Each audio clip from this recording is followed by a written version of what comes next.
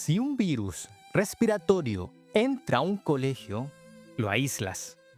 Pero ¿qué pasa cuando el virus es una idea de violencia extrema?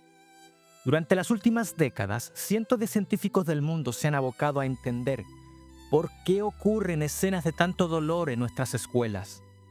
Y lo que se ha concluido es que las tragedias escolares tienen un periodo de incubación en la mente y en el ambiente.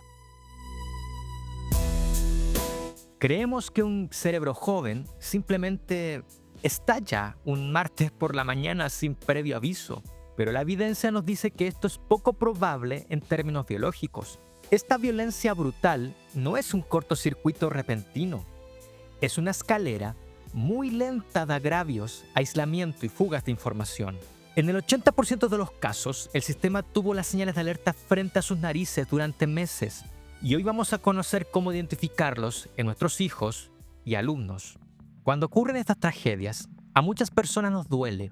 Y no sé si te pasa cuando ya eres padre, madre o docente, pero a mí se me hace un nudo en el estómago. Cada vez que ocurre una tragedia en una escuela, la primera pregunta es siempre, ¿por qué?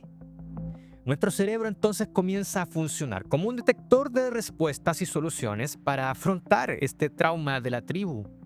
Y empezamos a hacer doomscrolling entre noticias, opiniones, comentarios. Y a menudo buscamos un perfil exacto o asumimos que un perpetrador simplemente enloqueció de un momento a otro. Otra frase que se suele repetir es, él era muy callado, nadie lo vio venir. El Servicio Secreto de Estados Unidos, junto con expertos en psicología forense, han desarrollado una importante línea investigativa que demuestra justamente lo contrario. No existe un perfil demográfico único, pero sí un patrón de comportamiento. Estos actos no son explosiones repentinas, son el resultado de un largo proceso de aislamiento profundo, de acumulación de agravios no resueltos, de percepción de injusticia, de acoso continuo y una desconexión total de la tribu. Es una desesperanza que en algunos casos se transforma trágicamente en violencia dirigida. ¿Qué le pasa exactamente al cerebro de un joven que sufre acoso crónico o que vive en estado de alerta permanente? Para entenderlo, sin tener que tener un doctorado en neurobiología, vas a imaginar que dentro de tu cerebro vive un guardaespaldas personal. Y este guardaespaldas se llama el eje HPA. En una situación normal, si un perro rabioso te persigue en la calle, tu guardaespaldas va a presionar un botón de pánico. Ese botón inyecta en tu sangre una bebida energética natural llamada cortisol. El cortisol apaga tu digestión, acelera tu corazón y te da la energía explosiva para correr y salvar tu vida. Una vez que estás a salvo, el guardaespaldas se va a relajar, va a soltar el botón y tu cuerpo vuelve a la normalidad. Pero ¿qué pasa cuando el peligro no es un perro en la calle, sino que ir a la escuela todos los días? ¿Qué pasa cuando vives aislamiento crónico o bullying constante? Tu guardaespaldas se vuelve paranoico. Se le olvida cómo apagar la alarma. Empieza a ver amenazas de muerte en todas partes, en un examen de matemáticas, en un compañero riéndose en el pasillo, en una notificación en el celular. Y como resultado, este guardaespaldas paranoico deja el botón de pánico pegado con cinta adhesiva y te está inyectando dosis masivas de cortisol todos los días y a todas horas. Y aquí está el peligro biológico. El cortisol es genial para correr 10 minutos, pero si tu cerebro se inunda de él las 24 horas del día, se vuelve medio tóxico. Esa sobredosis diaria reduce la densidad y conectividad de la corteza prefrontal de tu cerebro, esa misma que es la que te ayuda a tomar buenas decisiones y a tener empatía. Y hace crecer entonces, paralelamente, la parte que controla el miedo y la ira. Por eso cuando ignoramos el dolor emocional de un estudiante, no solo estamos ignorando sus sentimientos, lo que estamos haciendo es permitir que su propio sistema de supervivencia trabaje en su contra. Y así lo estamos llevando a un punto de quiebre donde la depresión profunda o la violencia extrema parecen las únicas formas de apagar esta alarma. Esto en la literatura se llama factores de riesgo precipitantes. Los estudios revelan que la mayoría de los perpetradores sufrieron altos niveles de experiencias adversas, y de exclusión. Y eso fue lo que hizo generar un resentimiento crónico. Pero ahí no está el problema, ojo. Como nunca recibieron ayuda oportuna y efectiva de salud mental, todo eso fue evolucionando hacia las señales de alerta. Ahora quiero dejarte algo bien en claro, porque los factores son distintos a las señales. Si no entendemos esta diferencia, corremos el riesgo de estigmatizar a cualquier adolescente solitario o víctima de acoso como un potencial perpetrador. La advertencia más severa que nos dice la investigación científica es el problema de los falsos positivos. Millones de adolescentes, sí, millones, sufren acoso, aislamiento y depresión. Pero una fracción estadísticamente microscópica es la que provoca este tipo de tragedias. La mayoría de los jóvenes aislados internalizan el dolor y piensan más en actos hacia sí mismos y no los externalizan en actos contra otro. Para entender cómo ocurre el fenómeno sin estigmatizar a nadie, vas a imaginar el dolor emocional como una herida física profunda. Si un adolescente tiene una herida abierta y nadie la limpia, no sabemos exactamente qué pasará. Pero sabemos que corre peligro, ¿no? ¿Y cuál es la herida en la mayoría de estos casos? Los factores de riesgo. En más del 60% de los casos de violencia escolar, los jóvenes sufrieron de bullying crónico o de un aislamiento social profundo. Es vital entender esto. Estar aislado no convierte a un joven en un atacante. Millones de adolescentes tienen esta herida emocional y jamás lastimarían a nadie.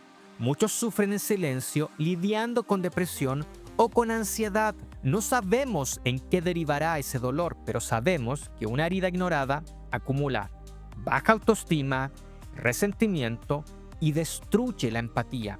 Y tratamos esa herida no porque veamos al joven como una amenaza, sino porque sabemos que está sufriendo y que necesita ayuda urgente. Y si el aislamiento es la herida, hay un punto donde empieza a generar fiebre. Y aquí es donde comienza un camino muy peligroso. La investigación forense y psicológica lo ha denominado la trayectoria hacia la violencia. Han demostrado que estos eventos tienen un camino previo que está dejado por el perpetrador. Y esta trayectoria deja huellas, igual como Caperucita con las migajas. Son señales previas, son comentarios, publicaciones, señales que dolorosamente el colegio, las familias y el sistema en general no lograron ver. La trayectoria hacia la violencia la tienes que imaginar como un embudo. Pasa por la ideación de que la violencia es la única salida y termina en la planificación. Ahora, aquí está la buena noticia dentro de lo terrible. La planificación toma tiempo y ese tiempo deja rastros. Por eso, si tú eres familiar, profesor, compañero de curso o simplemente un curioso científico, pon mucha atención porque estas son las señales reales a las que debemos prestar atención. En la ciencia le llaman las señales de alerta inminentes y es aquí donde la herida pasa a generar fiebre.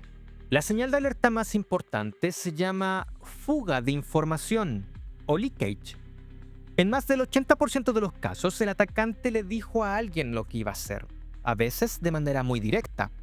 Un mensaje de texto, por ejemplo, a un amigo diciendo no vayas a la escuela mañana, pero a menudo es mucho más sutil. Son publicaciones oscuras en redes sociales glorificando la violencia o hablando de perpetradores pasados. También pueden ser ensayos escolares donde están obsesionados con la destrucción. O pueden ser advertencias que están disfrazadas de bromas pesadas de pésimo gusto. La fuga de información ocurre porque psicológicamente muchos de estos jóvenes están en un estado de ambivalencia. Una parte de ellos quiere cometer el acto por resentimiento, pero otra parte, profundamente angustiada, va a filtrar sus planes esperando inconscientemente llamar la atención para que alguien los detenga. La tristeza o el aislamiento o el enojo son comunes en la adolescencia. Cuando se convierten en una alerta crítica, cuando se combinan con dos elementos, fijación y preparación, o pathway behaviors. La fijación es cuando el resentimiento se vuelve una obsesión. El joven no puede dejar de hablar de una injusticia que sintió, de una persona que odia o de grupos extremistas. Su visión del mundo se vuelve un túnel que llama la atención por esa extraña fijación. Y la preparación es cuando todas estas ideas pasan al mundo físico.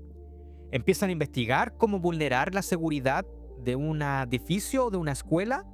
Buscan acceso a medios letales para materializar el daño, lo que estadísticamente siempre provienen de la propia casa o de familiares.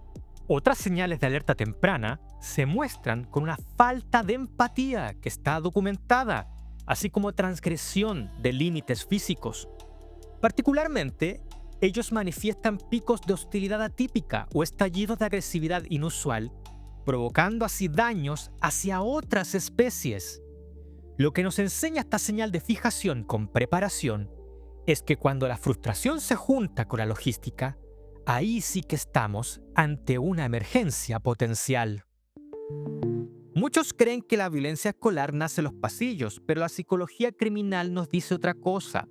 Si eres padre y sientes que estás perdiendo el control emocional de tu hijo frente a la agresividad, el libro de Vicente Garrido que te dejo en la descripción te va a abrir los ojos. Y algo muy importante, recuerda, este video es educativo. Si tú o alguien que conoces está lidiando con aislamiento, con ira profunda u otro sentimiento de preocupación, hay salida. Siempre consulta con un especialista. En la pantalla y la descripción encontrarás también el teléfono para llamar gratuitamente en Chile. Ahora sabes que nadie estalla por accidente. Has visto la anatomía del aislamiento, las fugas de información y cómo la neurología se reescribe para ver enemigos donde hay compañeros. Tienes el mapa forense de la tragedia, pero un diagnóstico sin tratamiento es solo una autopsia anticipada. Detectar que un cerebro adolescente está recorriendo la trayectoria hacia la violencia no sirve de nada si tu única respuesta institucional va a ser expulsarlo, castigarlo o instalar detectores de metales. La ciencia es clara, así que haz clic en este video. Vamos a pasarle el diagnóstico a la cirugía clínica. Te enseñaré el diseño exacto de los equipos de evaluación de amenazas que pueden desactivar el resentimiento antes de que cruce la línea de no retorno. Nos vemos en el siguiente nivel de tu mente.